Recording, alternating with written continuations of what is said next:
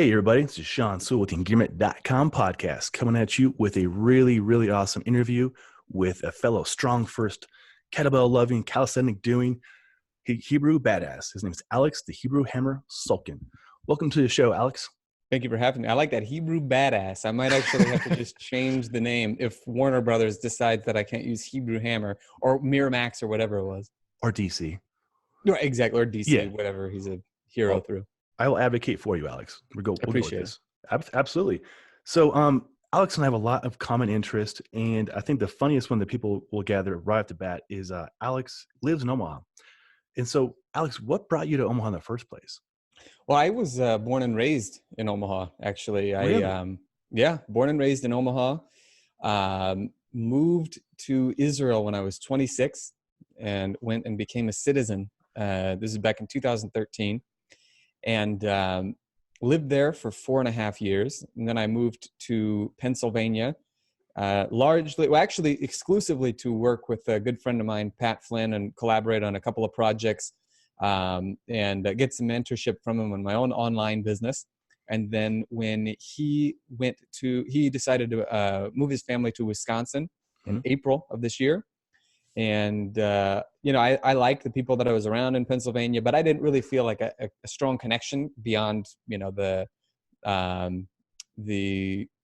mentorship that I was there for and that sort of a thing. So at the end of June, I returned to Omaha, and I have been here ever since. That's really cool. I grew up and was born and raised 15 years in Omaha, Nebraska as well. Wow. Where did you live in Omaha? I'm curious. 120th and Center.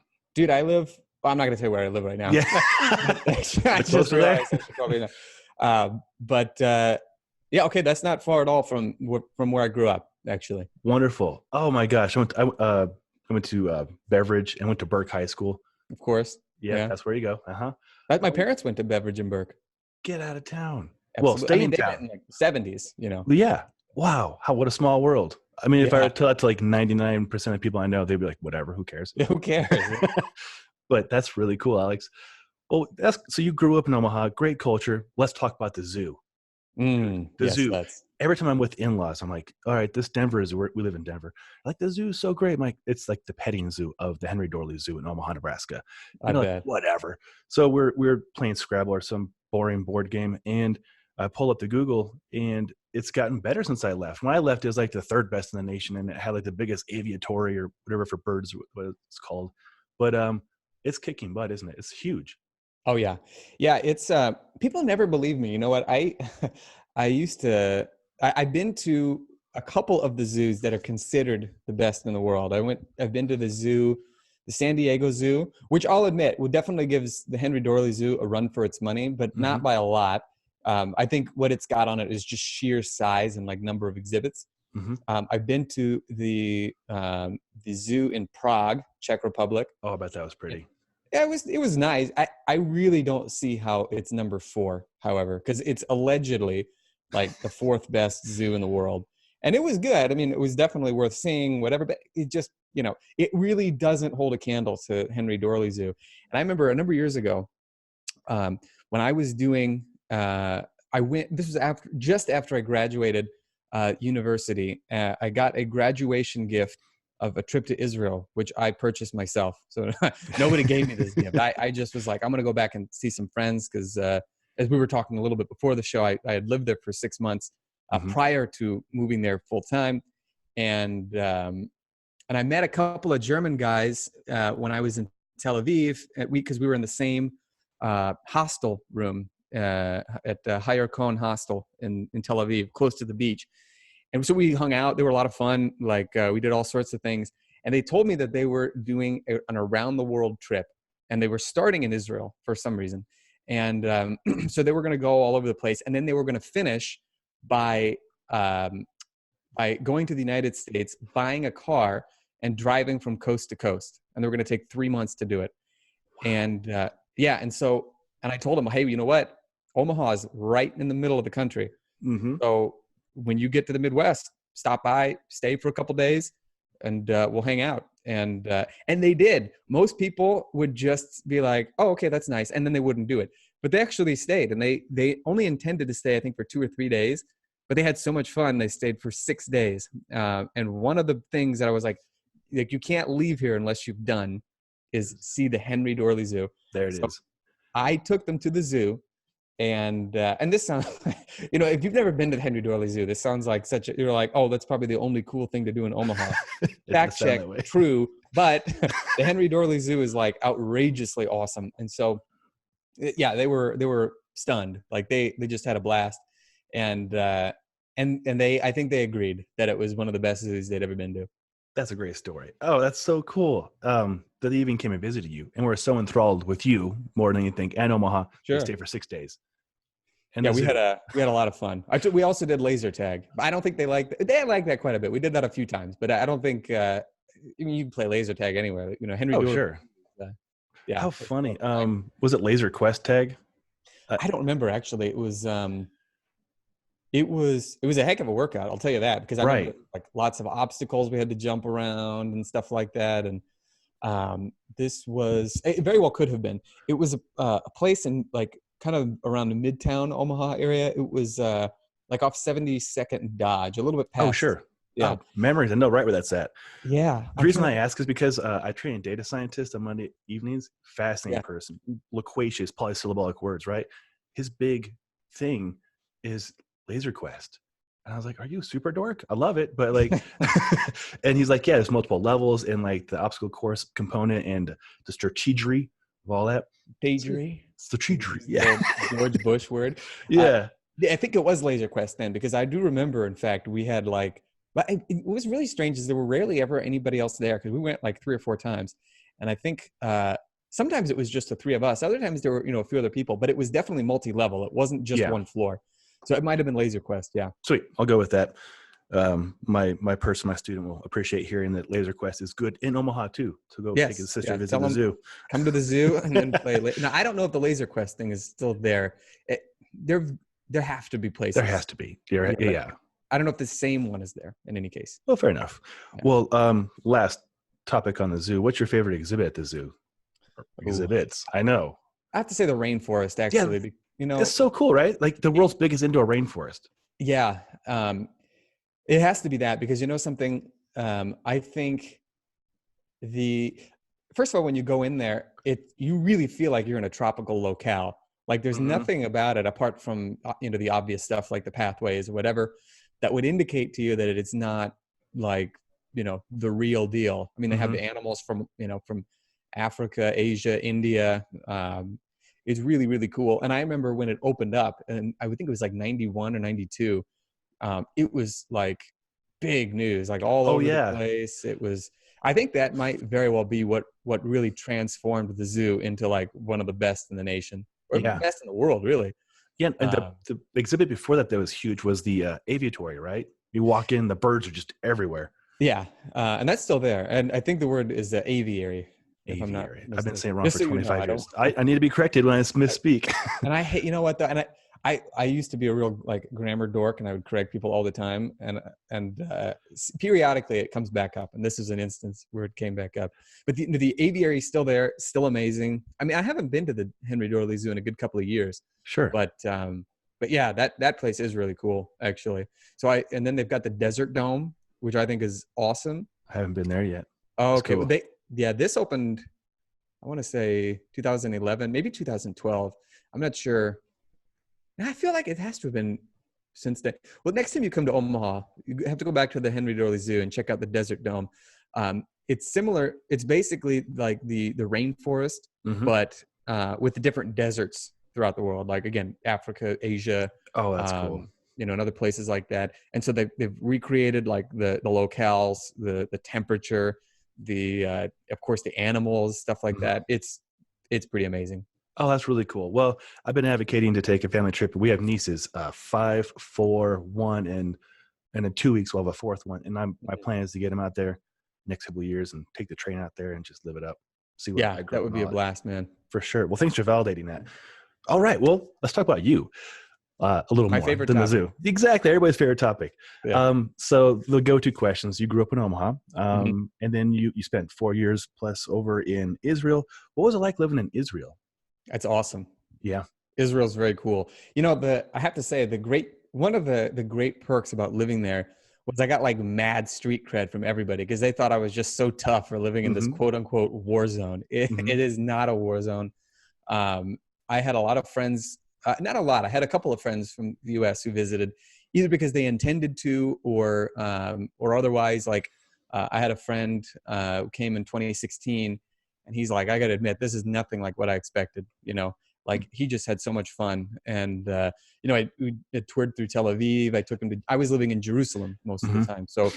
I took him through the old city of Jerusalem, you know, through the marketplace. Yeah, Israel is a really incredible country. I loved it there, and it was not easy because like people forget how easy. People don't even know. They don't realize how easy life is in the U.S. You know, in Israel, it's tough for pretty much everybody, just because it's like, you know, cost of living is high, amount of money that people make isn't necessarily very high. So that's really the bigger challenge of living there. It's not, you know, again, you'll get mad street cred if you live there because people will think you live in, you know, some hostile territory. But no, but the reality is it's like beautiful. You've got like every type of locale you could hope for. You've got beach, you've got snow-capped mountains, you've got desert, you've got wide open plains, you've got all sorts of stuff, you know, from top to bottom. It's just such a cool country. I didn't know about the mountains. Oh, yeah. I like Mount Hermon. It's so you should totally go and bring your snowboard. I will. Oh my gosh. Well, I have a gym inside a Jewish law firm, Brownstein Hyatt Farber Schreck here in Denver. And in the mornings I train group classes, and one of the attorneys, he went back to Tel Aviv to visit family and for other religious purposes. And he says the closest city it reminds him of is Miami, Florida. And because he went to clubs, and I said DJ, so it's an easy way for him to reference it to me was, you know, Tel Aviv was like the nightlife of Miami, young people and, you know, tropical and all this great stuff. Is that true? Yeah. I would say so. Yeah. I mean, I've been to I think it's a little bit more palatable than Miami because I've been to Miami. I liked Miami, actually. I remember when I went there, this was 1 month before my RKC. Actually, I went there with some friends, and we met up. Most of the time we spent in Fort Lauderdale, or as I like to call it, Fort Lickerdale. For sure. But we took a drive to Miami. I think it was probably about 45 minutes. And I loved it. I thought it was so cool. And you know, but the thing is, I couldn't have imagined living there. Like I could imagine, I kind of thought like a scenario in my head, you know, like if I were a year or two younger, you know, had just finished college, just wanted to take a year off and just like cut loose before, you know, getting a job or like a real career, I would totally live in Miami, like work as a waiter on the beach, you know, just South Beach, you know, spend your nights, you know, partying, you know, spend your days waiting tables or whatever, and just like kick back. In many ways, you do the same thing in Tel Aviv, actually, because you see plenty of people who do that. I think the cool thing about Tel Aviv is I get the impression Miami is not necessarily safe everywhere you go. No. Tel Aviv is different because even in places where it's not like the best part of town, like you walk through there and I never really felt like I was in any sort of danger. I mean, the truth is actually every place in Israel is like that, just about. I really can't think of, and like same with Jerusalem. Like I remember it would not be uncommon to see like a young woman walking alone at like 4 a.m, you know, on like a Friday or a Saturday. Wow. And you know, like the likelihood that she's going to get accosted or assaulted. I'm not saying it's not there, you know, because like the possibility always exists. But most of the people I've talked to, you know, women, men, told me the same thing. They feel no fear about walking alone late at night. That's really encouraging. I Yes. spend time in South Beach, Miami, and like you, I could probably last 3 days there before I lose all control. Probably wind up with STD and no money. Even if it was completely like by accident, you know. Exactly. Yeah. I was DJing there as a winter music conference. So it's like this epicenter of like where DJs in this hemisphere go to party. And there's like this ultra festivals, like ultra rave. But every hotel on that South Beach, like that street is a college, I think. It's like this Art Deco kind of Cuban looking area. And I'm DJing. There's Sasha. There's Sasha's father doing whatever he's doing. And everybody's partying. And like that's fun and all, especially if you're mid-20s. I'm 40, almost 41. I would not go back.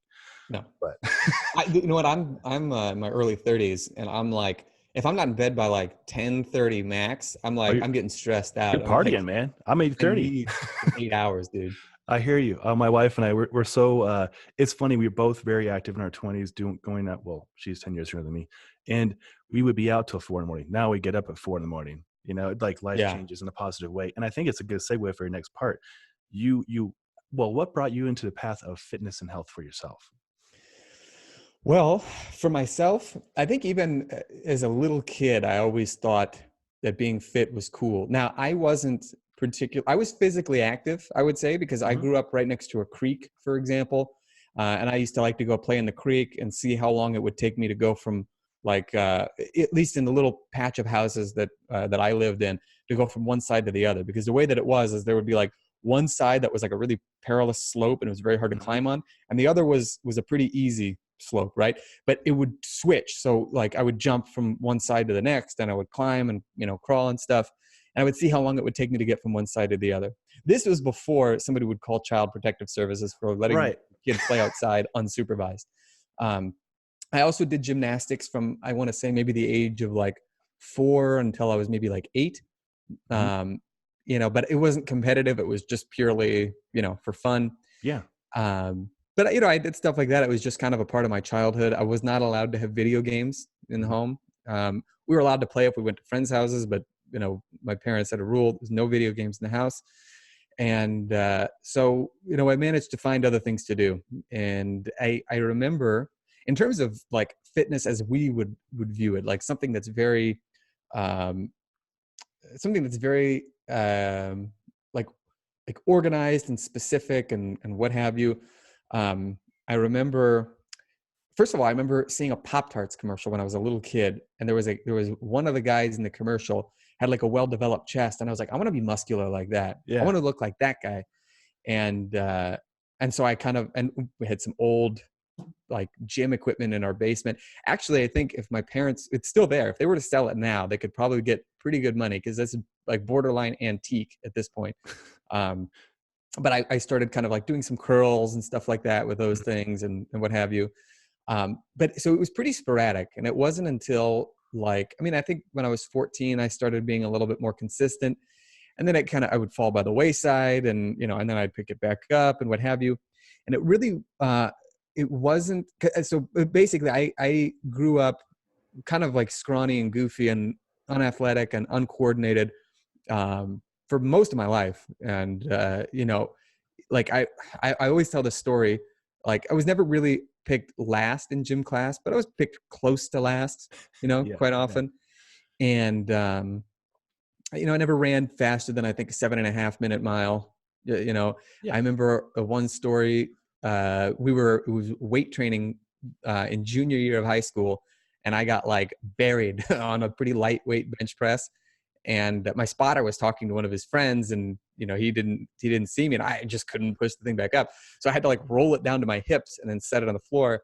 And the gym teacher like screamed at him from across the room. And our gym teacher was not a small dude. I mean, he was like, I don't know how much he had to have been at least 250, 260, like muscle and hate in this case, because he was so mad at this guy. And he yelled at him like, "You're supposed to be watching him. You're like, what are you doing?" So like all weights were down. Nobody was talking. Everybody was looking over at us. And my spotting partner had like a beet red face, mumbled something under his breath. He wasn't mad at me. He was embarrassed at having been called out. Yeah. But I felt totally ashamed. I was like, I to this day, I don't know how much was on the bar. I mean, it couldn't have been more than like a broomstick with a couple of bagels on each. It was not a lot. And I think when that happens to people, they kind of think, maybe this whole strength and fitness thing, like everybody else, it seems to be so natural for them. They just get it. And for me, like, I just didn't get it. Like I wanted to, but it just never really connected with me. And so when I turned 19, a friend of mine was really, he invited me over to his apartment. He's like, "Dude, we got to watch this martial arts movie called Ong Bak, the Thai Warrior." And I was like, okay. So it's starring Tony Jaa, this Thai actor. He plays a guy who is, he's like a villager, and he's really good at Muay Thai. He practices, he practiced all the time basically. And he had this really top-notch teacher. He's just a simple villager, and the idol of the village gets stolen by some marauders. And so his teacher tasks him with bringing it back, to restore order to the village or whatever. So he's got to go into Bangkok. He's got to track this thing down. And he finds himself in like an underground fight club. There's some big American guy who's just wailing on everybody, and he knocks this guy out with like one knee to the chest. And in his quest, right? So we're like enamored with this movie. And so we're like, we got to do Muay Thai. Is there a place we can do Muay Thai? Well, it turns out there is. In fact, it's not just any Muay Thai school. The owner is a guy named Mick Doyle, and it's still there actually. It's Mick Doyle's Martial Arts Center, and Mick Doyle was no average Joe. He's an Irish immigrant who I think he came to Omaha when he was like 18, and opened up a martial arts school. He got at a younger age, he got black belts in like karate and taekwondo, but he also studied, I believe, in London under Master Toddy, who's like a champion builder for Muay Thai. And Mick became a 2-time world kickboxing champion. Oh, wow. And he's right there in Omaha. And so I remember, now at the time I thought, well, this must be like a chain of gyms, because there's no way that like a dude this awesome, it just lives in Omaha. So my friend Trevor and I, we went to the school because we were interested in starting classes. This was in 2006 to give some perspective. And sure enough, he was behind the desk. I was like a little bit starstruck. I didn't know the guy existed until like 2 days prior, but he was just right there. And we went there to get a tour, gave us a tour of the place, and we're like, well, what do we have to do? And he's like, why don't you come try a free class and see if it's right for you? Like, it annihilated us, man. Like it was tough. Like I was sore, I think, for a week, and I told Trevor, I was like, we gotta sign up for this gym, man. Yeah. So signed up, and I did that for, I want to say, maybe like a year and a half. And so martial arts was something that I wasn't really very good at it, but it was something that I felt like made more sense to me. And so from there, I started doing some of the stuff that my friend Trevor was doing, because he was getting into bodybuilding. So like recreationally, not like professionally. So, I would watch what he was doing, and then he would show me a couple things, like, you can try this, like, here's, hammer curls for, your biceps and your forearms.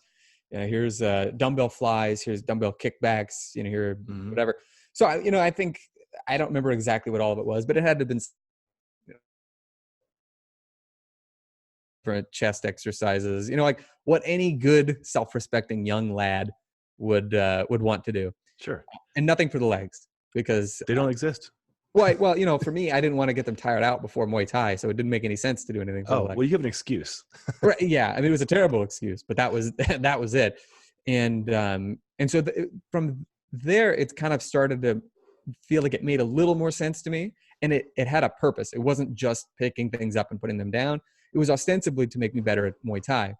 And then eventually I ended up, a friend of mine in my university Spanish class named Drew Christensen. The funny story about him is he and I were not friends in middle school and high school. I did not like him at all, but we ended up a few years later being in the same Spanish class, and we really hit it off, and we got along great. And so I would usually get to, I think the class was at 1, and I would usually get to like the building where it was taking place at around like 12:45. And so he was really getting into this thing called kettlebells at the time. Yeah. And I had heard of kettlebells before from this oblique reference. There's not even a picture, just a reference to what a kettlebell was in a book on Bruce Lee's training methods called The Art of Expressing the Human Body. And it purports to talk about his weight training regimen throughout the years. And Bruce Lee used to train with kettlebells. But what he trained with was a handle extension that you'd put on a dumbbell from a company called Milo that sold these things. Because kettlebells at this point, if you look at, like, for example, Bob Peoples was one of the most famous not weightlifters, but we'll say like strongmen of all time. At 180 pounds, he deadlifted, I think, 730 pounds with no wraps, double overhand grip, and just like unbelievable strength. If you know anything about deadlifting, I know paltry little, but I'll tell you that is like practically unheard of. So wow.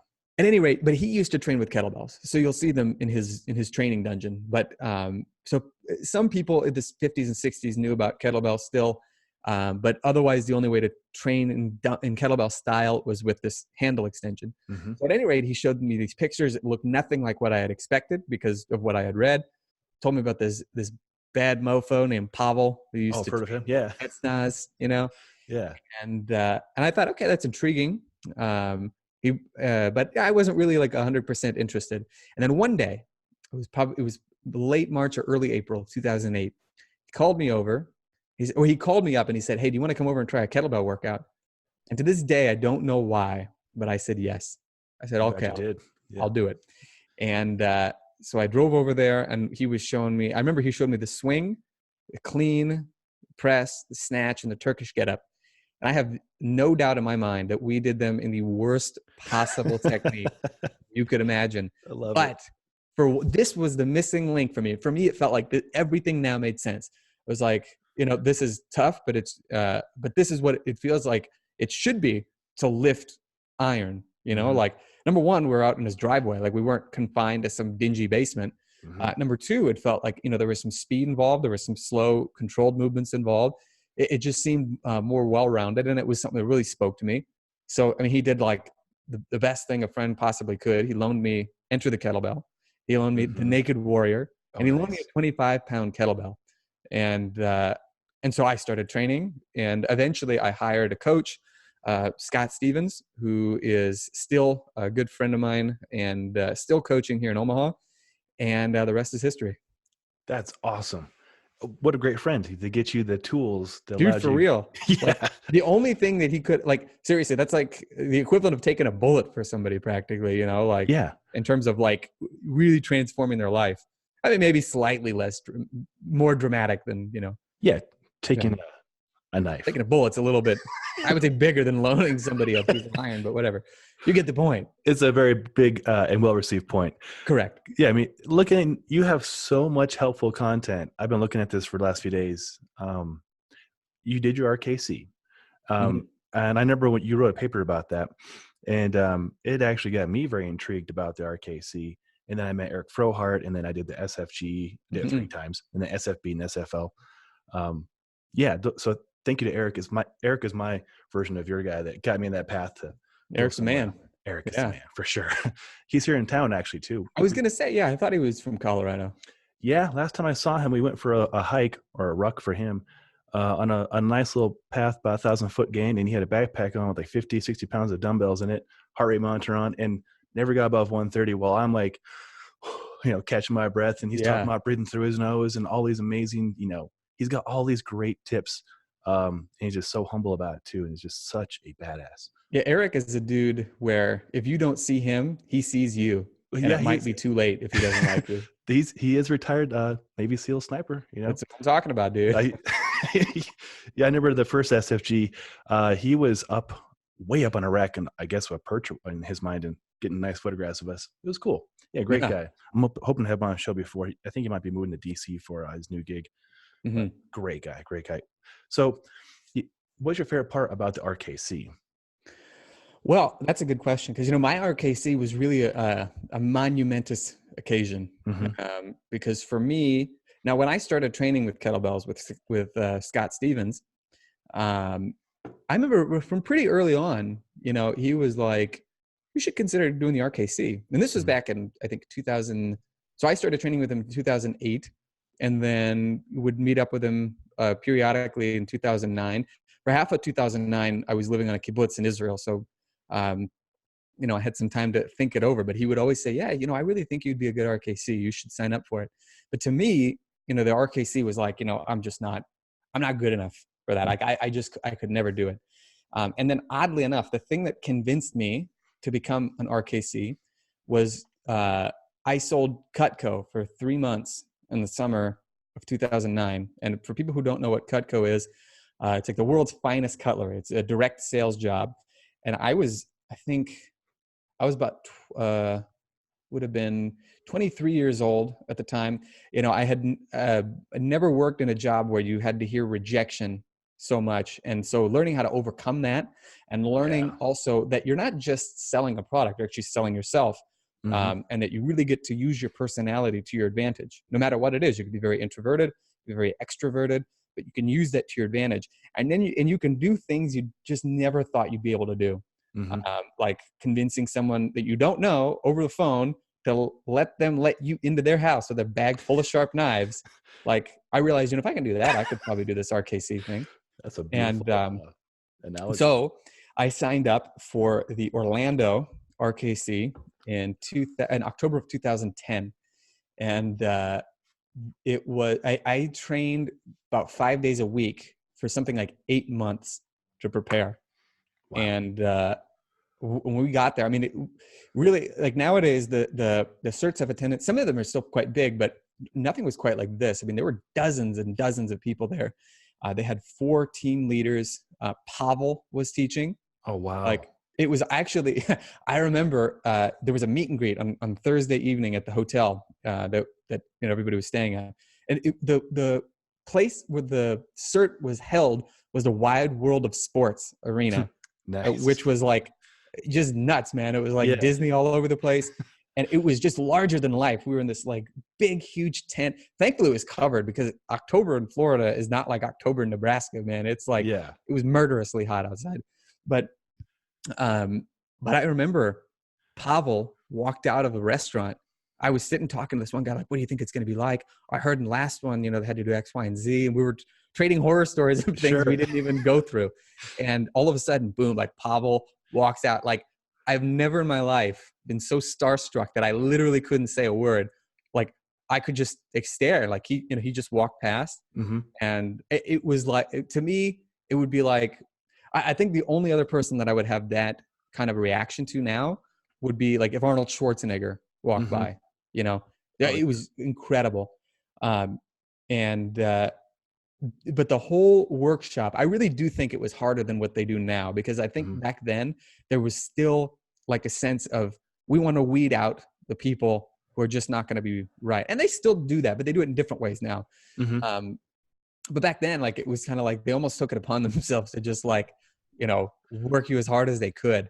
And it was great. I mean, it was like an experience that I'll never forget. But I think one of my favorite parts, there are a couple. So I would say in terms of workout, well, the Snatch Test is a good example, because back in those days you had to do it first.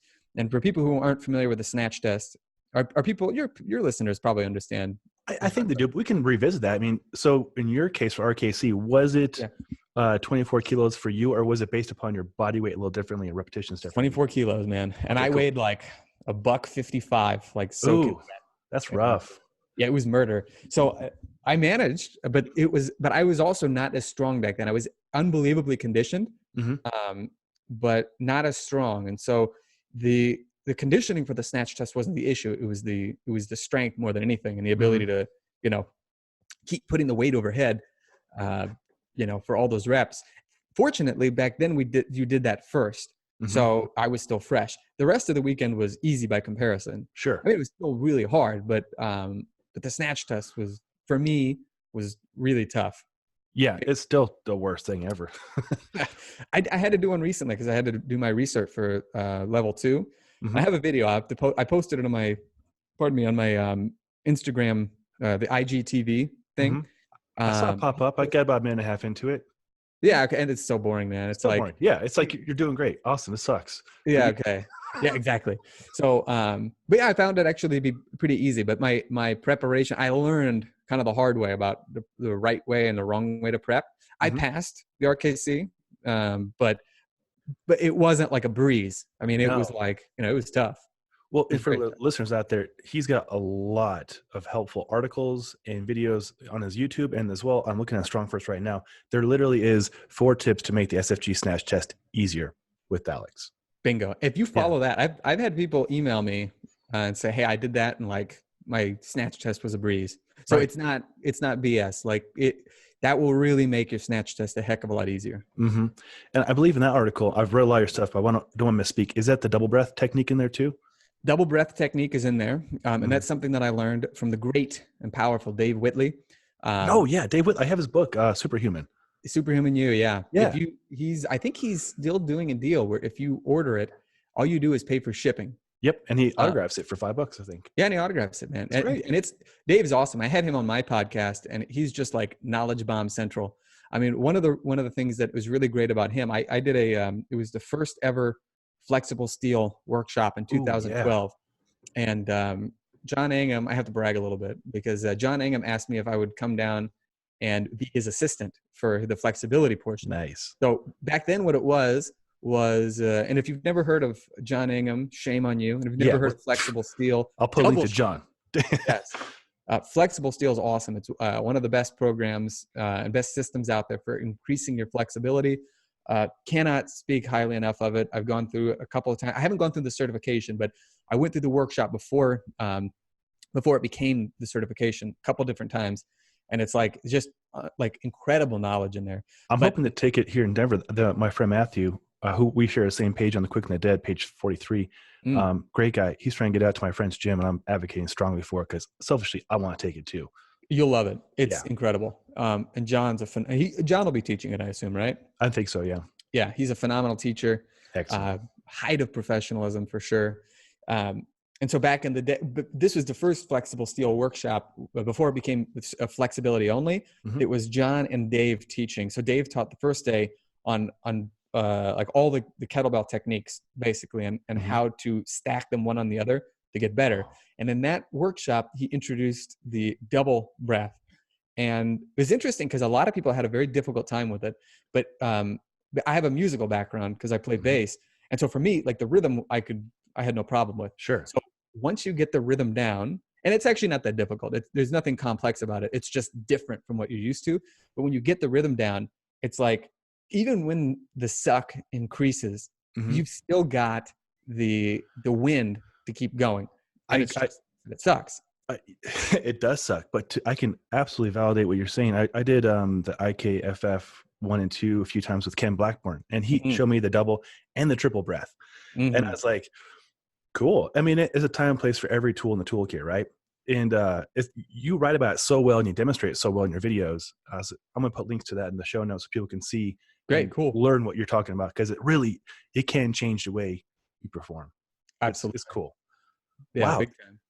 You're dropping names that to me mean a lot, and to a lot of listeners hopefully will as too, because I love to learn more from Dave and from John, and flexible steel has been like top of my radar for the last 3 years, so hoping to do that too. Big time. For sure. So you helped him assist this. You get to do a lot of cool stuff, man. Like I'm trying like to get my words together so I can ask the right questions because you have so much to offer as far as coaching and helping people. So to answer that first question, what got you into it? It sounds like you got this path, your friend helped you out, and you didn't just go down that path. Like you made the path wider, and it veered off in great directions with great people, like leaders in our industry, truly. Yeah. It's got to feel really amazing to be able to do that. Yeah. It's been awesome. Like I look back, and if I had to kind of summarize my thought process, I think more than anything, number one, Dan John likes to point out that the word passion comes mm-hmm. from the Greek word to suffer, pasios. Oh, good. So, I'm good at suffering. Bingo. Like so, that's the thing is that if there's something you're really passionate about, there's going to be some degree of suffering. And the suffering doesn't have to be like physical. It doesn't have to be pain and injury. For some people it is because they're, they don't do the right things necessarily, because I don't think that part of it is a necessity. Mm-hmm. But for example, sometimes like when I got the opportunity to assist at the level, not the level one, the flexible steel, I went there knowing, like John wasn't like, I'm going to pay you a whole bunch of money. He's like, if you want to come down and help out, it'd be great. Like we get to hang out, we get to, we'll get to train with Dave, we get to see people. And I was like, so that's not really suffering. That's not actually a good example of it at all. But I was like, I'm going to like, this is a weekend I could maybe go out, like, hanging out with friends, go see sure. some movies, whatever. But, but I'm going to drive up there and I'm going to do that because this is going to be something like, I'll never get this opportunity again. Mm-hmm. And for me, I think more than anything, it was that when the opportunity arose, I just always said yes. Like I didn't think about the cost necessarily. Mm-hmm. think about, you know, I mean, I figured out what I was going to have to sacrifice in order to get there. And there is a funny story involving almost needing to sacrifice a whole lot more on the way back. If you want, I'll tell you the story. We like stories. Okay, so this is back in 2012. I drove a 2000 Saturn SL2, which is Nice. it was an extremely reliable car, like really reliable. But I wasn't 100% sure that it would make the 6-hour trek to Minneapolis and then the 6-hour trek back to Omaha. So I'm not going to name names because I feel like I don't know if the statute of limitations is up yet or not. I don't know if anybody could get in trouble, so I'm not going to mention any names. But a friend of mine, I told him, I was like, because he had loaned me one of his cars before to go up to Sioux Falls to teach a workshop, and he just said, yeah, just don't get any scratches on it and bring it back with a full tank of gas, and you know, you'll be good to go. So I asked him if I could do the same thing, and he said, you know, I can't let you do it this time, but a friend of mine is in the process of declaring bankruptcy, and she doesn't want to have this what was it? It was an 2000 Audi, or maybe it's a 2002 Audi TT, baseball leather glove interior, 6-speed. She doesn't want to let that go. So she, you know, so she's, you can borrow that car. And I was like, but I mean, but that's not like your car. Like, you know, what if she gets upset? He's like, well, who's she going to tell? She's trying to hide it from you know, having it repossessed or whatever. So I was like, all right, good point. So so he loaned me this car, drove it up there. Awesome drive. I mean, it was you know, super cool. And then, you know, filling up at the gas station, you feel pretty BA because people are like, you know, you get a twin, you got turbo Audi. Quattro. I had two Audis, and they were good cars. They were very fun to drive. Oh yeah, absolutely. And then on the way back, so it was Sunday at 7:00 that I decided, okay, I'm going to drive back to Omaha. Like I didn't have plans to stay any longer. So I drove back to Omaha, stopped at an all-night taco place, and I got a couple of burritos. And when I was leaving, I think before getting back onto Dodge Street, I ran a yellow light. Now, you know what? Actually, I have to go back a little bit. So before my friend loaned me this car, I said, what if I get pulled over? Right. He said, don't get pulled over. I said, I don't intend to. I drive like a little old lady, never go over the speed limit. But what if I get pulled over? He goes, I'll write you a bill of sale.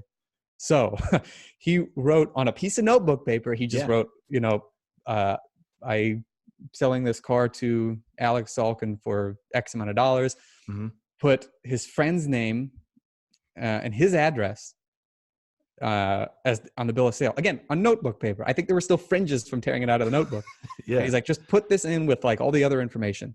Now, here's the other thing is that this car had a out of date license plates. I think they'd expired in like 2002. And this was 2012. Just to give you an idea.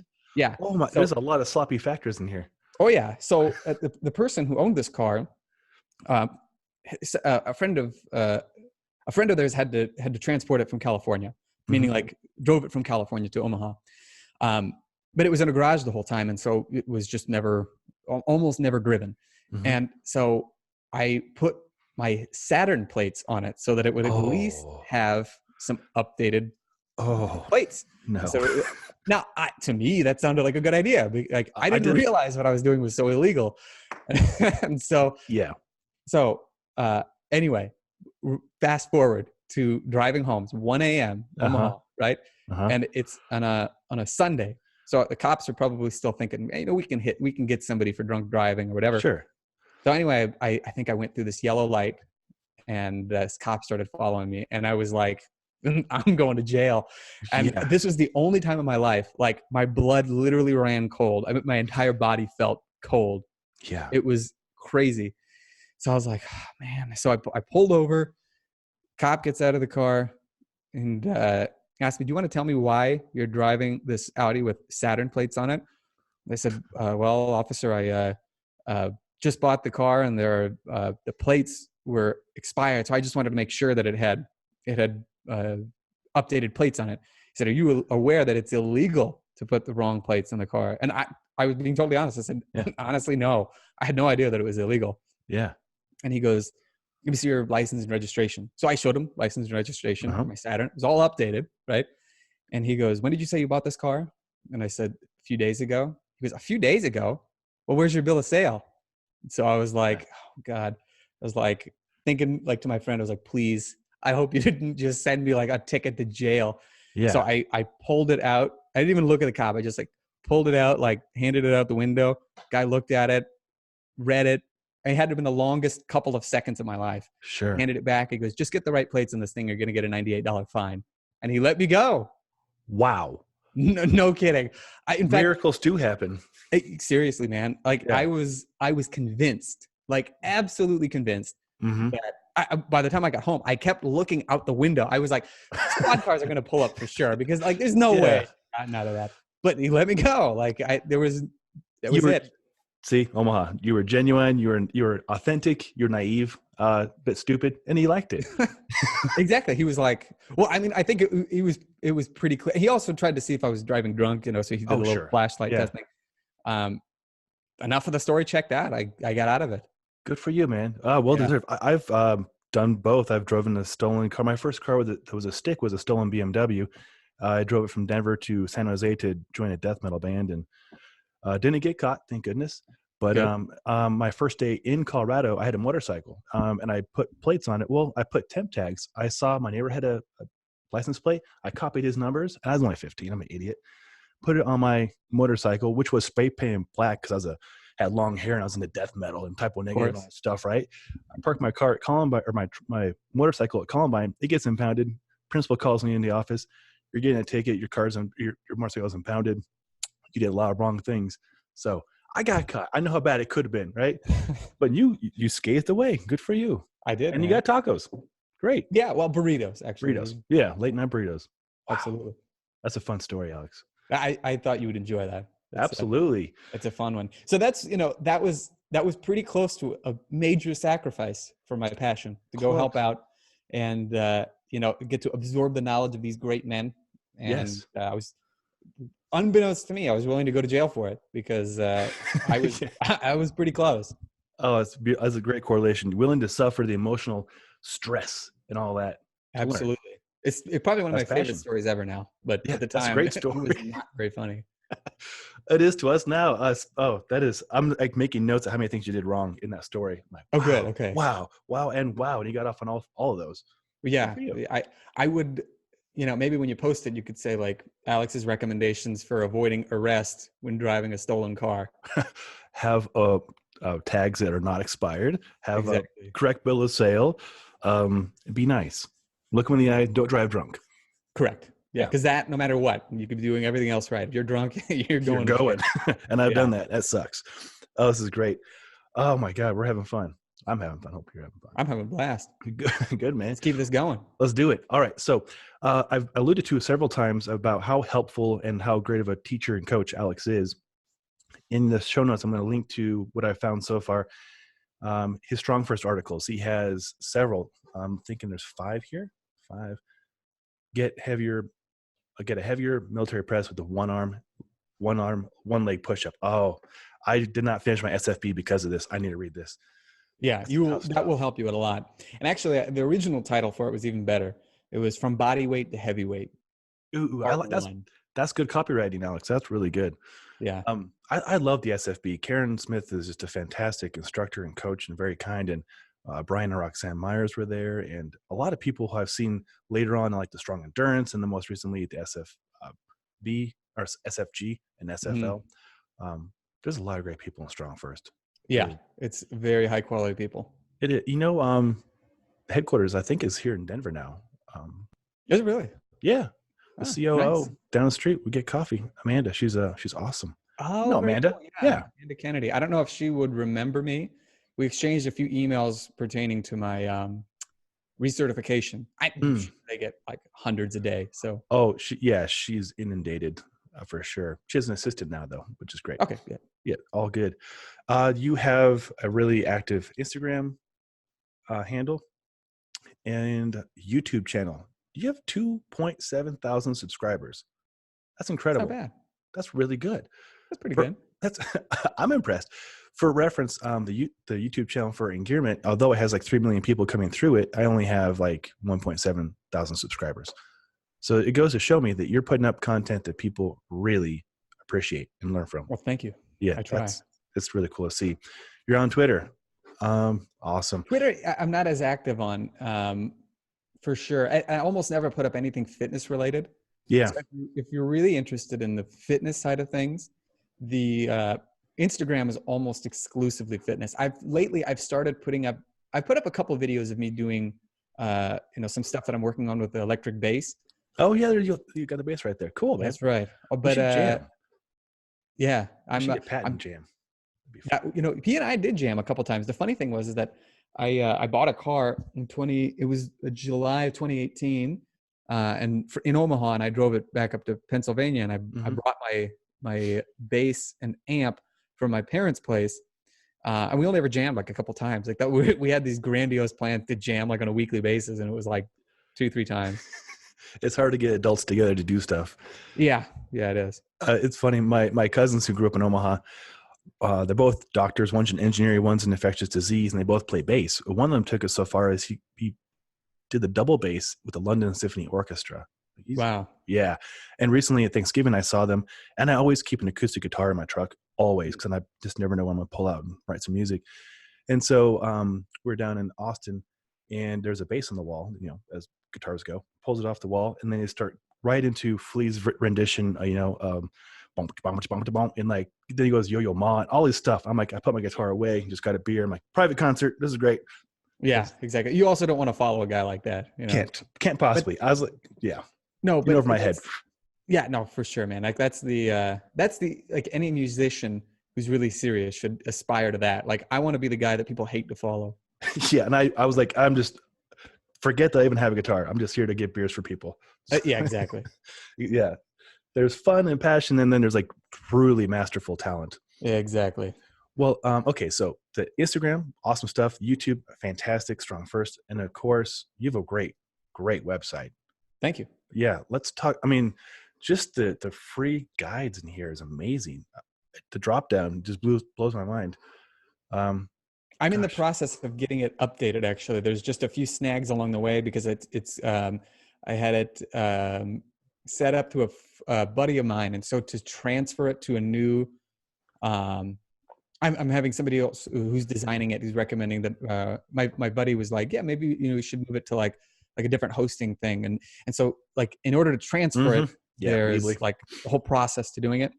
Yeah, and so it's just a couple of extra steps. So very shortly, it's going to be even more concise, but you're still going to have all that same great information on it, but it's going to be easier to access, and the drop-down menus will be a bit more manageable as well. I have a lot of insight into that too. I've built my wife's website for her malas. She makes these beautiful malas. Engearment.com on WordPress, Corral Personal Fitness on Squarespace, and then my online Mountain Fitness School through Teachable. So I've got a lot of experience at sucking at this and how to fix the suck. Yeah. So I'll be happy to help you out with this if you want a second or third set of eyes on it. Cool. But the content itself is just incredible. So yeah, I'll link this in the show notes as well. Great. Well, tell us more about what are you working on right now? And what do you want to share with the readers what you're doing? Well, in terms of like fitness? Yeah. For myself, I'm always interested in getting stronger. I've been doing my own programming for years. Not because I didn't want others to do it. In fact, I remember in 2014, I wanted to have Jeff Newport write me a program to pass my level 2. But I think he was very busy at the time, and he wasn't able to get to the email. So I know he wasn't ignoring me because I know Jeff pretty well. He's a great dude. But I remember thinking like, time's running out. I got to do something. So from there, I was like, that's actually that plus a combination of doing that plus following Scott Stevens' advice for the Snatch Test. The Snatch Test article that I wrote, actually the program side of it was from something that Scott told me. So it's really not even like I took the double breathing from Dave Whitley, right? I took the idea of the 2 minutes on, 1 minute off, 2 minutes on for the Snatch Test thing from Scott. And then I changed it just slightly, but everything else was from people who were there before me and who were smarter. The only thing I can really take credit for was having melded it into something that was going to be like the sum of its parts was going to be greater than each of the individual parts. Well said. Yeah. And so, but one of the things that I kind of want to do is I want to get somebody to do some programming for me so that I can remember what it's like to be a student at that again, because nice. It's really important because, and in fact, I'll be like 99% sure I'll be hiring Scott Stevens to do it because he is a coach through the Amazing 12, which is Paul McElroy's 12-week body transformation thing. It's oriented not just for aesthetics, but aesthetics and strength, and it looks incredible. And so there's another one coming up, I think, in January. So I'll be interested to do that. But so that's one thing, partially because, when I was younger, I wasn't actually that interested in putting on muscle. And now that I'm getting a little bit older, I'm not like old per se, but I've come to the realization that if I put on some extra muscle, it's definitely going to help me with my higher end strength goals. Mm-hmm. So that is goal number one for the year in terms of fitness. And then from there, I'll continue forward. In terms of my influence, I want to continue to increase the size and quality of my email list. Mm-hmm. My email list is by far where I'm the most active. I send out an email every day, high quality, that's where all my grade A top shelf material goes. Like, people should go get on your list. I would recommend it. I mean, yeah. I think that number one, the other thing is if you really want to get the benefit of the stuff that I teach, that's the only place that I sell programs, courses, short-term challenges, one-on-one mm-hmm. coaching, group coaching. I don't offer it on the website. It's easier for me to curate who I work with, because I really only want to work with people who are very serious. Yeah. Like anybody can end up on your website. And truth be told, anybody could end up on your email list, but you also have a little bit more of a say in, mm-hmm. in who sticks around. If you're interested, listeners, that is where I would go. Mm-hmm. Otherwise, again, there's tons of great stuff on the website. I've written articles for Strong First. I've got another one in the works right now. I've written things for Original Strength as well, that I think you get quite a bit out of. And so in terms of what I'm working on, it's basically improving my online business so that I can help more serious individuals who are also mm-hmm. very busy, don't have all day to work out, don't want complicated, hard to follow programs, but want stuff that will work. Mm-hmm. I'm a really big believer in the old school approaches to things, and not just, let's say, well, first of all, kettlebells and calisthenics and original strength, they're kind of like my main jams, right? Mm-hmm. But in terms of principles and practices, I think that the old school weightlifters, old school bodybuilders, old school powerlifters, people like the strongmen, obviously, mm-hmm. These are principles that worked under much more precarious conditions, because we live, as I alluded to earlier, America, and I think the West in general, is a very comfortable place to live. Mm-hmm. And so it's very easy. Like, we have the luxury now of, doing a fitness fad that doesn't work. You just kind of waste your money and waste your time. And you're not really out anything, because it's not like your job or your livelihood depends on it. You just, sit for most of the day in most people's cases. And so, but the way that things worked in the olden days was that if something didn't work, it just fell by the wayside. So if things had to work in bad conditions. Mm-hmm. So, for example, if a program didn't work or an exercise didn't really deliver results, it just didn't really get done. It just kind of got pushed to the side. So, and this was with people who had very physically difficult jobs. Like, a good example is John Grimek, who was a bodybuilder who was even stronger than he looked. He looked really strong. We were talking about a guy who, even in his 60s, could squat 600 pounds, like easily. There's a story of him working out with I think a linebacker from the Philadelphia Eagles. He's passed away. I think he passed away in the 90s, and while he was 80 or 85, and this Eagles player, I think, was like 30. And so it was a Sunday. Nobody really wanted to work out with him. But this Eagles player was like, yeah, I'll get in a workout. What are we going to do? He's like, oh, let's do squats. It's a light day today. So he loads up like 225 on the bar, squats it for like 30 reps. And then he puts 315 in the bar, squats it for like 20. And then he just keeps adding weight till he gets his top sets of like 600 plus. And the Eagles player's like, I thought you said we're going light today. And he looked at him confused. He's like, we are. Yeah. Like, it was just no big deal for him. And this guy worked 12-hour shifts in a steel foundry. So we're talking about like hard man. Yeah, this dude was harder than coffin nails. Yeah.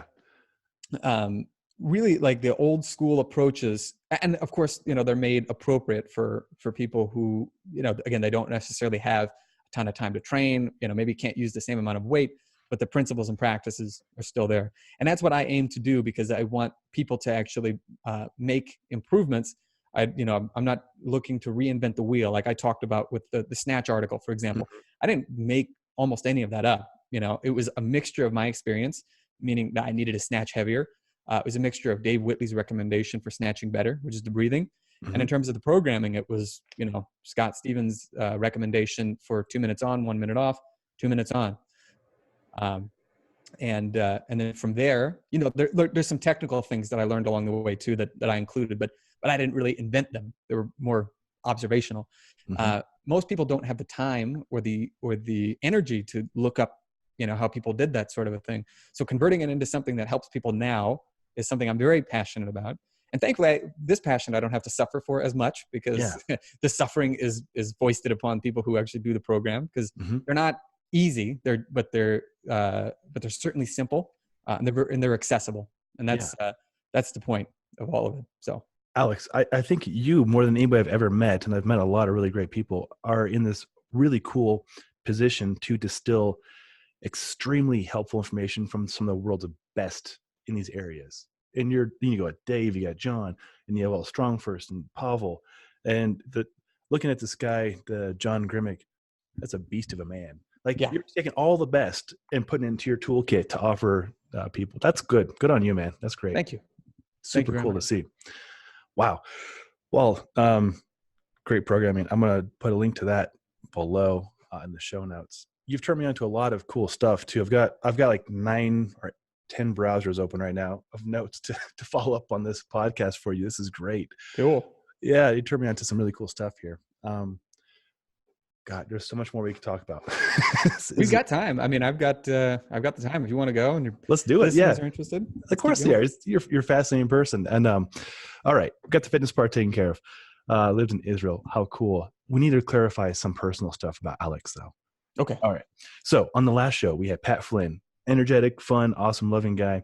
And the show started off with we were riffing and the mics were going, and Pat had mentioned, and even in his copyrighted his emails he sends out about Aleks Robitussin drinking. Oh, I know. Oh yeah, you know. So here is your opportunity to clear the air on the Robitussin situation. He was about 90% correct in what he said. So basically, I think it was either toward the end of 2018 or maybe early 2019.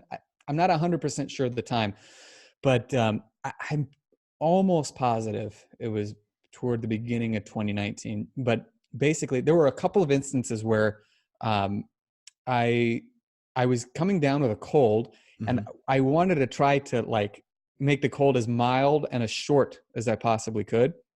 So Pat liked to do podcasts, and he would like to get me and our friend Sam Sichter involved. And I remember I went in there, I had like my big black coat on, black hat, black beanie.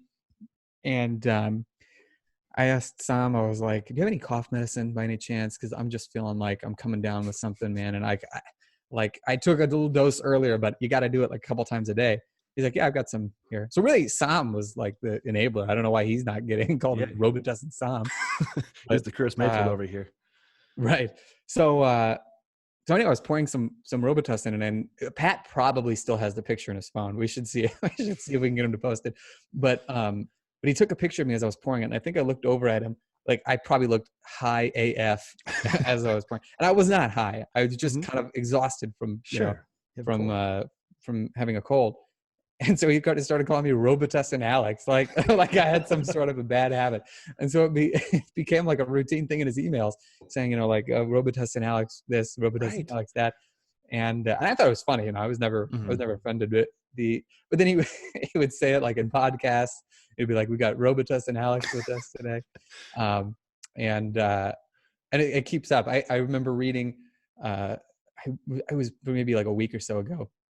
He's a video I did with Robitussin Alex like last year on this, that, or the other thing. But that's what it comes from. So he was about 90% of the way there. I think he just left out some of the minor details, but that's basically it. Well, sure. So we're going on paper and going on record. You don't advocate drinking Robitussin recreationally. No. In fact, it's funny. Like, I'm probably as close to a teetotaler as you can imagine. Oh, yeah? I very rarely drink. Now, periodically, I will drink something, but like if I'm out with friends, but like, for example, but even like the older I get, the less I drink. I have, I do have a bottle of whiskey in my cabinet. And I usually do that because actually I find, this is something to put in the show notes, Alex's secret to preventing colds. It's called a Hot Toddy. So it's a shot of whiskey, a little bit of lemon juice, a bit of honey, and hot water. Now, if you feel even the like slightest oncoming of a cold, I had a cold that started in September of this year, and I didn't think it was going to be a cold because it was September. But it was like, you know, back of my sinuses felt a little dry, and I thought, this was the day after I did my Snatch Test too, and I was outside, so I thought it's probably just dried out from all like the extra breathing that I was doing. So I wish I would have made a hot toddy because I ended up, you know, the cold for the next 2 weeks. And I don't believe I took Robitussin, just to be very clear. I don't think I did. Then again, who knows? Maybe I did. It's just so second nature to me. But yeah, if you start to feel like you're getting a cold coming on, hot toddies work great. So I keep one on hand just to be safe. Now, the thing is, if you do it in the middle of the cold, it's not going to do anything. It's really preventative more than anything. But yeah, I'm not much of a drinker. Rarely drink more than like 2 beers, 2 glasses of wine, either or, not both. And good call. would be about my my max. Now, I could do more and have in the past, but I've always got stuff to do the next day. So for me, it's suffering through the next day is like I have no taste for it. Hey, good for you. I wish I was more like that. I'm pretty good with drinking. My favorite cocktail is vodka in a mason jar with lemon juice and some water. That sounds pretty good. It's great. I figure lemons, help rehydrate. Water dilutes it. Some, volume's still there, but then the booze is just straight up booze. There's no color to it, so no congeners, nothing to give you much of a hangover. Sure. It's cheap.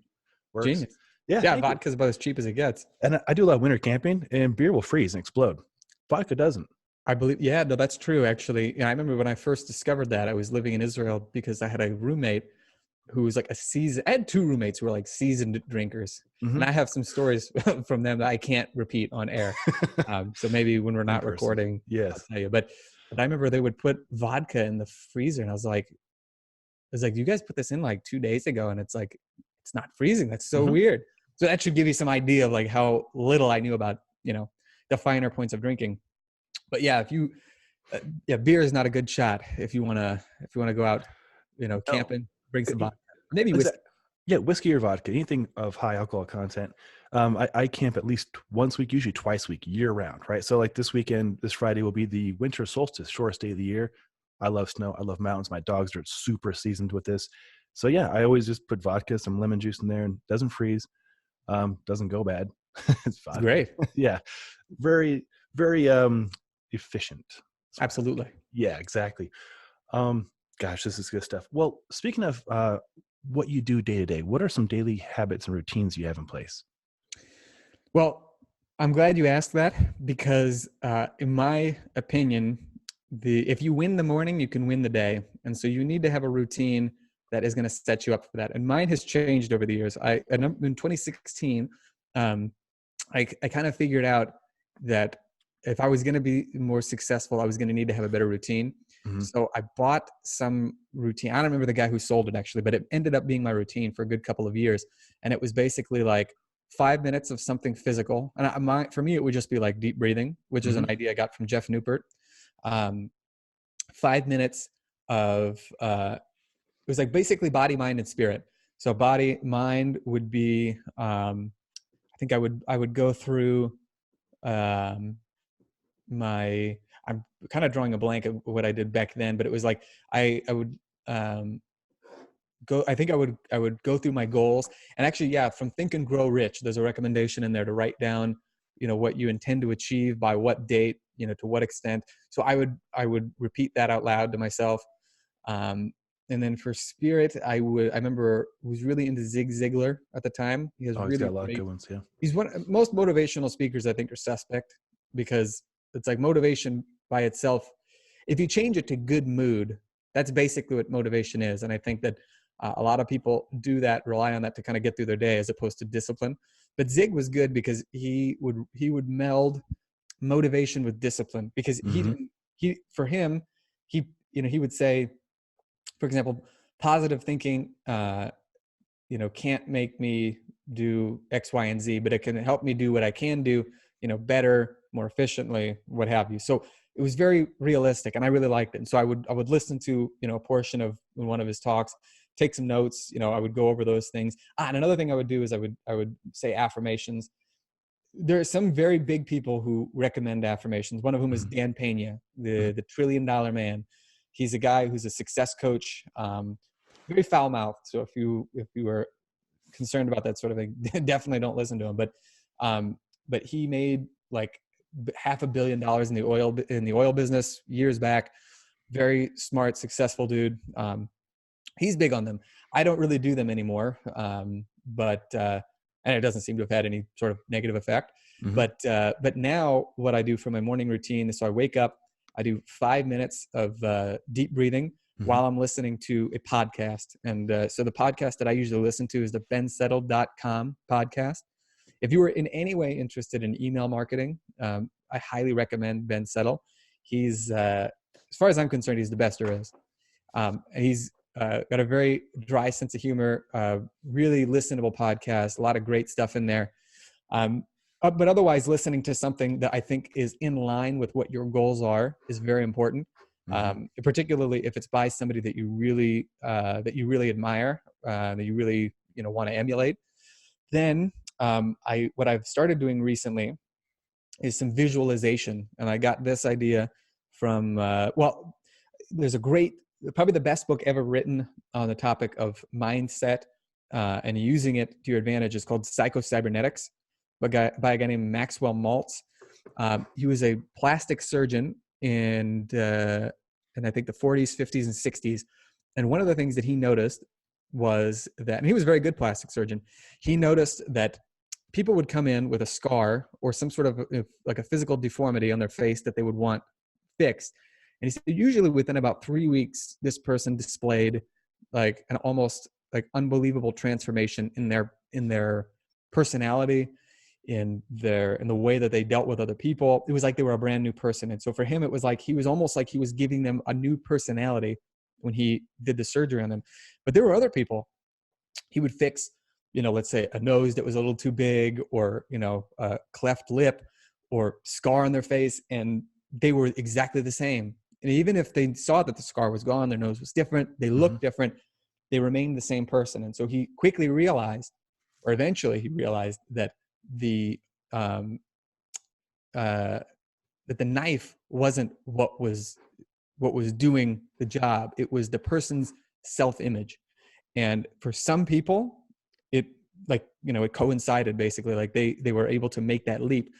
Other people, it didn't work at all. And so what he started to do is, people would sometimes come in with some sort of an issue that they wanted to have fixed, and he wouldn't do surgery on them. He would do, not always, he'd still do the surgeries when necessary, but sometimes they'd be like, oh, my ears are too big, or, my lip looks funny or whatever. And so he would coach them into how to have a better self-image. And so he wrote this book called Psycho-Cybernetics, which to this day, I think it's sold 30 million copies. I think it has the worst title ever. It sounds like a Scientology book. It is not Scientology book, I promise. It has nothing to do with it. But I remember reading it on a tram in Prague once, And some British tourists were like kind of giggling at me. I think they thought I was reading like Dianetics or something. Yeah. But which I have also not read. But Psycho-Cybernetics is great. And the current president of the Psycho-Cybernetics Foundation is none other than the legendary Matt Fury. And if you don't know who Matt Fury is, he wrote. Okay, if you know if you ever read any martial arts magazines, like Black Belt magazine, he used to have these ads in there, like about how to like build your strength with body weight only. And he's a legendary wrestler. He trained under Dan Gable, who is, if you've heard the saying, if it's important, do it every day. If it's not, don't do it at all. Mm-hmm. That was Dan Gable, like one of the winningest wrestlers in America and one of the best wrestling coaches, maybe in history. He was one of Matt Fury's coaches, and Matt went on to win I think it was the NCAA wrestling title in his weight class in the mid 80s. So he was the best wrestler in the U.S. at one point. He's a world champion in Kung Fu. In 1997, he won the World Kung Fu Championships, went to China and won them in the 90 kilogram weight category. Wow. He's written a ton of books on all sorts of topics, but the most germane to this conversation would be he wrote Combat Conditioning, which is about the body weight exercises that he used to do as a wrestler. He's written all sorts of stuff, and he did a workshop in Tampa, Florida on psycho-cybernetics. And I went to it it was August of this year, and it was phenomenal. And one of the things he talked about is he went even deeper into what the book talks about, like how to actually successfully visualize things, because a lot of people actually have a difficult time doing it, or have they can remember things that happened to them in the past. Mm-hmm. My experience has been people know they can visualize negative outcomes of things that have never happened, but visualizing positive things is very difficult to do.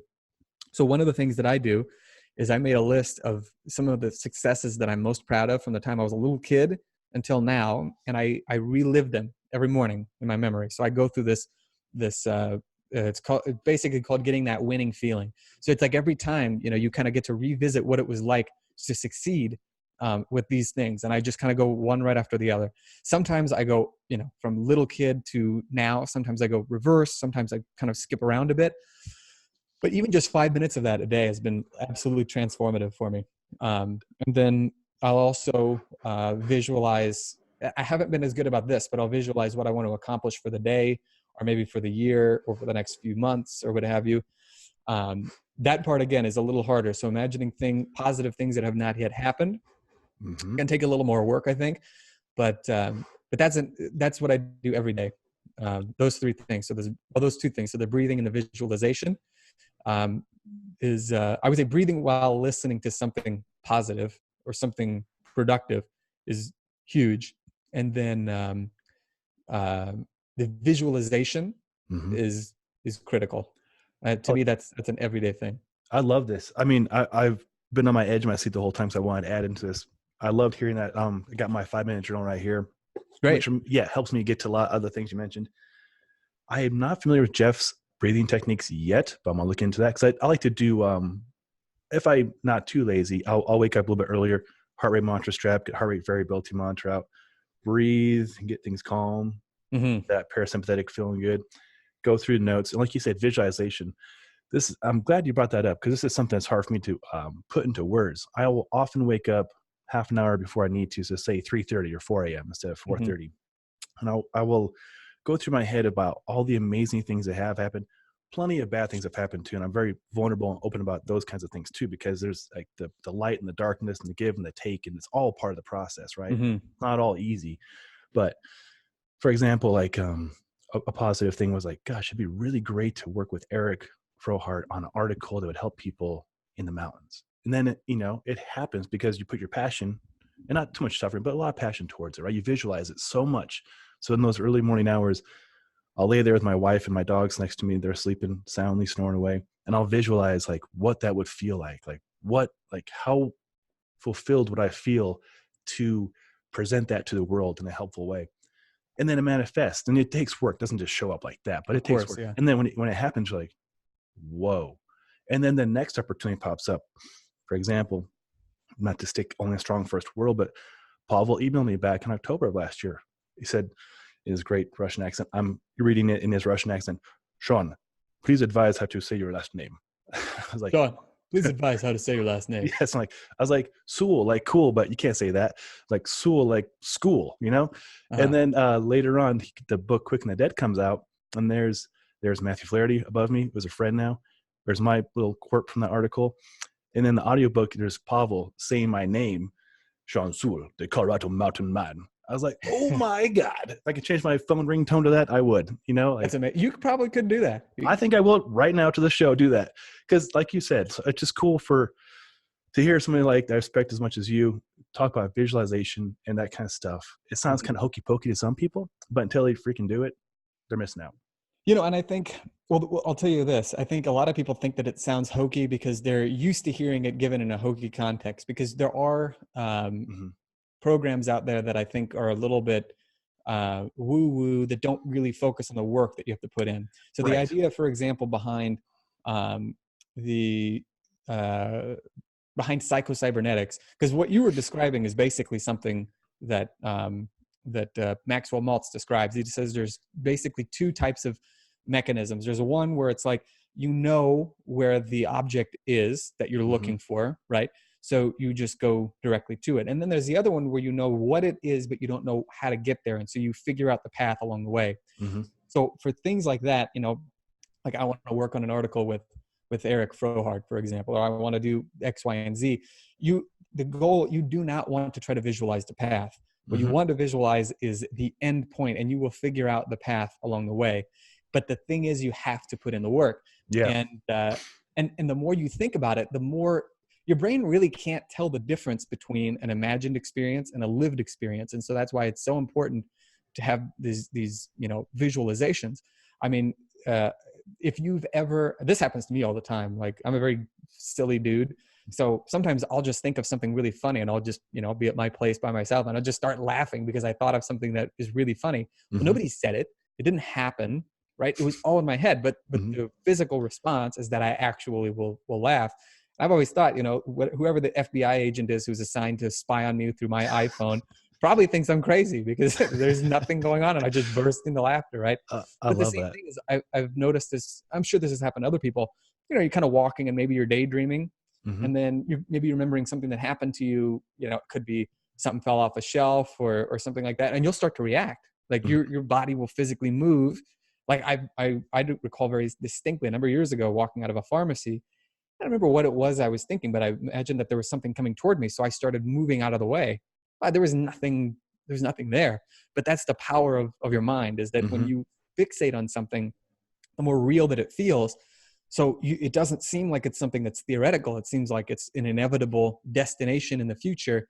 It's similar to, like, I'm going to drive from point A to point B. Oh, here's a roadblock. I'm just going to drive around it, you know, and I'm going to, oh, here's another roadblock. I'm going to drive around that. Here's a detour. I'm going to go there. And now I'm at my destination. And so that's how this visualization stuff works. You know, the key is that you've got to stick with it for a long period of time. You have to have a bit of faith that it's actually going to work, and it will work. But the big takeaway has got to be that if you are, if you're not going to put in the work to do it, visualizing isn't going to make any difference. It's got to be something that, it's got to be like an obsession, like something that you really want to accomplish. I like that word. Obsession gets a bad rap.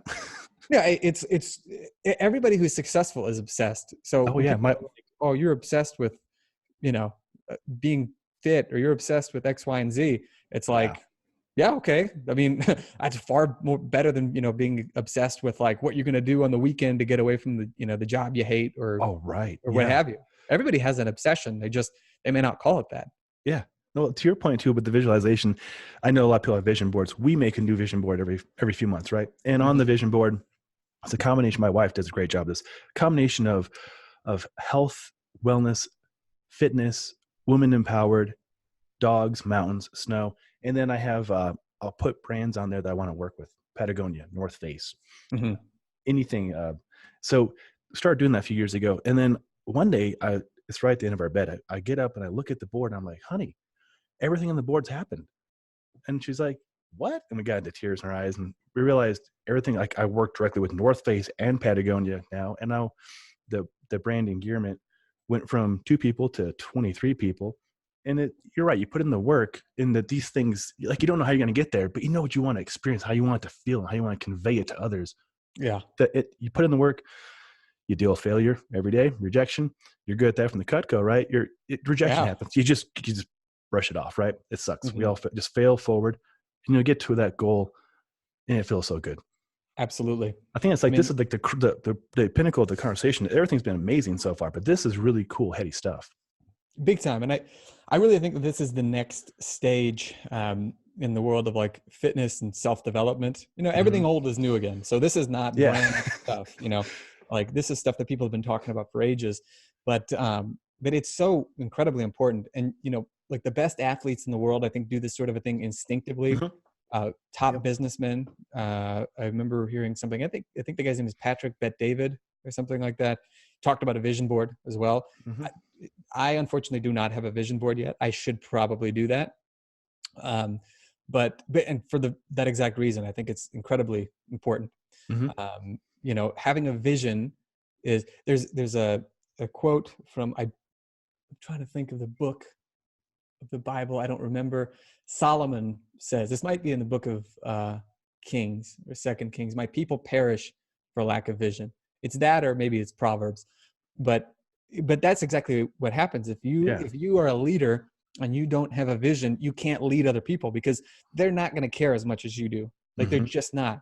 Like, but the more obsessed you are, the more they're going to care. It's just going to pull them up, or it's going to reject them, and other people are going to, fill their place. And that does happen. I'm glad you brought that up. At being a leader, I love doing it. I'm not good at managing for crap. I can't manage, but I can lead, right? And so people who, they get behind it, and they get behind it in a fanatical way, or they don't, and they shed, and you bring on other people who are. Absolutely. Great. Everybody wins. Yeah, that's exactly it. I think a lot of times 2 people, and it's hard to keep this in mind. I think the more it happens, the easier it is to remember. But, so often we have this mistaken idea that if things, like you would never say, if I leave my house and I can't drive 60 miles an hour the whole way there, and I run into any stop signs or stoplights, I'm just going to quit, because that sounds dumb. Yeah. But we do that exact thing when we have a destination in mind or an accomplishment. We see these stoplights or stop signs or, detours as being like roadblocks or walls in the way. And it's just not the case. And a part of that, like, it's analogous to the idea of, like, sometimes you're going to have to get rid of people, and you're going to have to replace them with better people. To some degree, you're going to have to decide who gets to come with and who doesn't. And it's not even anything personal, It's not. It's a tough call. I have had that talk with a lot of friends I've had for like 20 plus years, just because, the paths are going a little bit differently. And you don't, to your point, you don't owe them, and they don't owe you anything to stay that, because you're just going to be miserable. Let them do their thing, and let flourish yourself as well. Exactly. It's a tough conversation to have, but it's necessary. I'm fortunate. I have not had to have that conversation recently, but sometimes it is important to you have to, like, cut ties. The other thing you could do, there's a guy, Paul Hartunian, who's a publicity expert, who said that, I think one of the things that he would do, I read an interview with him, and he said, like, he would do it every year. He would cut ties with people. Or one of the ways he would do it is, sometimes he had to, like, really sever the ties. Other times he would just stop reaching out to them. And if they didn't reach out to him, then he let it flounder, like, if the person wants to reach back, maybe it's worth keeping that person around, because maybe they're actually interested. But if they're not going to reach back, you just let them go. And I think that the older you get, the more you have to realize that if you're loyal to a fault, that's a real problem, because it ends up getting misapplied. So, you want to be loyal to the people who work for you, but you don't want it to be such that you are now unable to move forward because you're afraid to get rid of them. Yep. And I think that if you frame things early enough, like, why you're here, why I'm here, why we're doing this, provided that you keep doing this, you'll still be here. But, if the time comes that, you need to seek employment elsewhere, or, different friends elsewhere, it's nothing personal. It's just like, I have to do this. Right. This is my vision. This is my mission. People respect people with a mission. If you don't have a mission and you're just floating along in life, complacent. Yeah, you were like you're probably headed for some rocky waters pretty quick. Yeah, that's a good point. And I've been fortunate because I've been through a lot of unique life experiences. Probably a few decades before most people. I've lost all my family, been caretaker during terminal cancers and heart attacks and all this stuff. And on paper, it looks horrible, but personally, what I've gained from it is appreciation for life, appreciation for opportunities, appreciation for every moment, and it gives you that character and resolve to be resilient. And like you said, you see a stop sign or a red light, and some people are like, "Oh, game over, bro. That's it. That's my path is done." Like, that's temporary. You can go around it. You can build tools to go around it. Yeah. And life will go on. There's a whole lot of life happening around you. And about the personal point, there's a really good book my uncle gave me called The Four Agreements. You probably heard of it. What's it called? The Four Agreements? Yeah, Four Agreements. Basically, the first one is don't take it personal. So say somebody is being a little grumpy to you. It's easy to be like, oh, that guy's a butthead towards me. Maybe he's having a real bad day. Something's going on. Don't take it personal, right? And the other three are basically speak with a golden tongue, don't talk crap. And the other two are probably really important, but I forgot them. But I like to not take a personal part. The first half is pretty good so far. It's got solid first half there. And yeah, the don't take it personal thing, I'm pretty good about that half the time. The other half the time, I think I do take things a little personally. Even when you do realize, like, this person did this to me because they have problems. Yes. It still feels hard not to be like, I want to tell that person off. But if you agree to speak with the golden tongue, you're probably not going to be able to do that. So you have to make both of those at the same time. Yeah. And these are theories too. They don't work 100% of the time, right? Like you I have a lot of interaction on YouTube daily. And I help run a really big Facebook group, 5,000 people for backcountry skiing, and other things are very public facing, right? And so I get a lot of mostly good comments, which always feels good to hear good things about what you're doing and helping. But then you also get some people who don't have the nicest comments. And I like to try and reframe them like, all right, they're not actually in the arena with me and the people doing this work. So I kind of, in my head, discredit their work. Like, you're in the cheap seats, right? You're offering armchair knowledge. And that's, to me, almost worthless. So just save your voice for somebody else who cares. Exactly. It's funny you should say that too, because somebody that I associate with primarily through Instagram. We've had a few Skype chats too.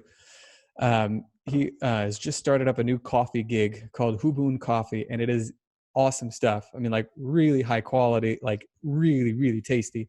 I mean, basically there's like 90% of coffee out there is like crap. Okay. Yeah. And then there's like 5% is like undrinkable. And then there's like 5% is like exquisite. So he's working on the 5% exquisite part, and it's really good. But he sent me something yesterday. He posted, and it's his personal Instagram, so he can post what he wants. It was a scantily clad woman, right? So some gal who he went out on a date with, messaged him, and first of all, like, nothing even happened on the date. Like, I'll just leave it at that. It was just kind of like a dud of a date. But she sent him this thing saying, "Hey, I think you got such a great thing going with your fitness stuff and your Huboon coffee. I think it's going to turn customers away if you're posting stuff like this." And I didn't know who it was at first, so I said, "Well, is this a customer who's saying this? Somebody who's bought something from you?" He's like, "No, it's a gal I went on one bad date with." I was like, "Then forget about her. Who cares what she thinks?" Like, people who are on the sidelines are always the ones who are shouting to the people who are on the field.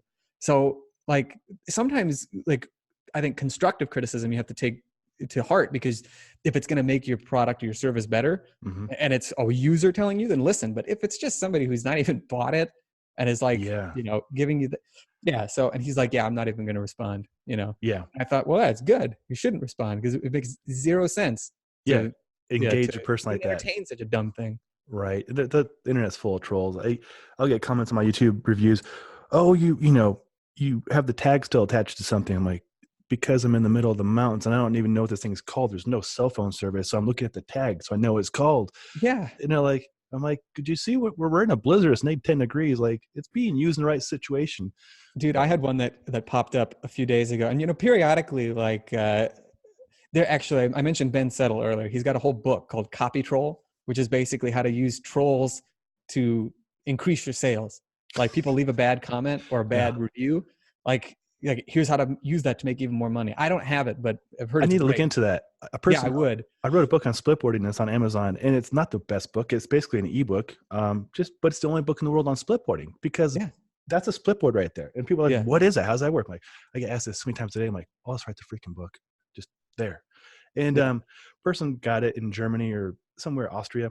He's like, this is a horrible book. Doesn't, blah, blah, blah. I'm like, so I used it as marketing. I'm like, one bad review. I'm like, apparently this guy does not like the mountains or snow or dogs or splitboards. Yeah. You could very easily say something like, hey, if you're like, Franz in Austria, you'd better stick with yodeling, because this book is not for people who don't want to actually go out and apply what it really like. And you and like, just, so that would be an example. Again, I don't have the book. He goes into like great detail on what you can do. I'm looking into this. But I had a comment on a YouTube channel. One of my first videos that I'm really proud of. I did 20 pistols per leg. This was like 2011, when I was still pretty scrawny. Yeah. So somebody wrote a comment, and I don't think he was trying to be rude, but subconsciously he's trying to explain away my success by saying, oh, well, you notice he's in a garage, and the floor often slopes downwards, so he doesn't have like the balance, difficulty. I was like, okay, first of all, you've never been in that garage. I have. There's no slope, and it certainly didn't help me with the balance. Like, no. So I wrote something back. It was like, if you read it, I sound like I was a little pissed, and I was, but the main thing is I just wanted to eviscerate this guy for like saying something so stupid. Yeah. And it's still up. I don't, if as long as he has not erased his comment plus mine. That sometimes happens. You're like, oh, I had the most witty comeback, and then they erased theirs because. Yeah, exactly. I don't think he did, because he never even responded. So for all I know, he never saw my response. Mm-hmm. But for people who want to see, how I shredded the guy, you're more than welcome to. But I'm gonna give that a read. Yeah, give it a shot. But yeah, otherwise, I usually just troll them back. Like I had something. I posted a video of me doing some jerks, and some gal was like, that's pretty good for a beginner. Somebody who didn't even have any videos on Instagram, like, that's pretty good for a beginner, but you should check out so-and-so. And I was like, your troll comment's pretty good for a beginner, but you should check out so-and-so for like really good. That's good. Yeah. So you got to have fun with it, because the more you put yourself out there, the more critics you're going to find. So you just gotta, you got to have a blast with it. You do. Oh, that's so fun to hear from you. And it's true. The more you put yourself out there, the more you can help people. Great. The more you're going to attract people who have issues. Exactly. So exactly. Yeah. And these people with issues typically don't have achievements of their own. They don't have there's nobody who did 21 pistols per leg who's going to be like, that's pretty good, but it's not 21 pistols. People like that don't leave comments that are negative. They're like, hey, way to go, or they just don't say anything. And that's a good characteristic. I think most people I've met who are like us, who have gone through Strong First and stuff, they're strong people, and they use that strength to bring people up. Exactly. That's what it's there for, not to put people down. I'm reading through some of this Maxwell Maltz quotes, and there's a lot of good ones. If you make friends with yourself, you'll never be alone. That's good. It is good. Yeah. You make mistakes. Mistakes don't make you. That's probably one of the better ones. Yeah. So many people think about, and I've known people like this, like people will screw up and they'll be like, I am this screw up, right? But or they will, like, he gives a great example of somebody who was somebody who stuttered, and he said, or people who stutter, and they said that like the kids who get over their stuttering, I believe, I could be maybe misquoting this slightly, but I think what he said was that the kids who overcome their stuttering as they get older, their parents will say he stutters or he has a stutter, but the kids who struggle with it for longer, their parents say he is a stutterer or she is a stutterer. Oh, like owning that bad thing. You are that thing. Mm. So, I think that's really, it's hard to internalize. You have to kind of experience it, like you have to be willing to give yourself another chance. But so often that's exactly the case. Like people will tell themselves like, I'm this, I'm that, I'm, whatever. The reality is like, man, you just need to like it's okay to make mistakes, give yourself a break. I'm gonna go on a big limb here. Like, I haven't mentioned this on any podcast yet, but I make a lot of mistakes, big ones. Like, when I was in my early 20s and late teens, I was a drug addict. That was a major mistake. I'm not a drug addict anymore. I do drink vodka, but I was to a point where I was injecting cocaine and methamphetamines into my arms and smoking crack. That's bad, right? So making mistakes, right? My siblings battled depression and schizophrenia. My brother was mentally disabled, and they battled those things. Those weren't mistakes; those were given to them. But Sure. yeah, everybody makes mistakes of all levels, right? But you can overcome them. You can become a better person. Don't let them own you. Yeah. Yeah. So it's cool. The other thing too is that there's no age at which you can't do it. Like, a great example that I like to give is that Rabbi Akiva is he's considered one of the greatest Jewish sages of all time. He was illiterate up until the age of 40. And this was back like close to 2,000 years ago. And back then, 40 was pretty old, man. Yeah. Like you didn't necessarily have all that much time left. Mm-hmm. And one day, and he used to kind of belittle people who were religious. One day he saw like a drip of like water on a rock, and there was a big indent in the rock. And he asked like a passerby, like, how is that possible that these drops of water put this indentation in this rock? And he said, well, don't you know it's written in scripture? It's in the book of Job, that given enough time, water will bore its way through rock. And he thought, if water, which is soft, can bore its way through rock, which is hard, how much more of an impact can scripture, which is hard, have on my heart, which is soft? So at 40, he decided to learn how to read and write.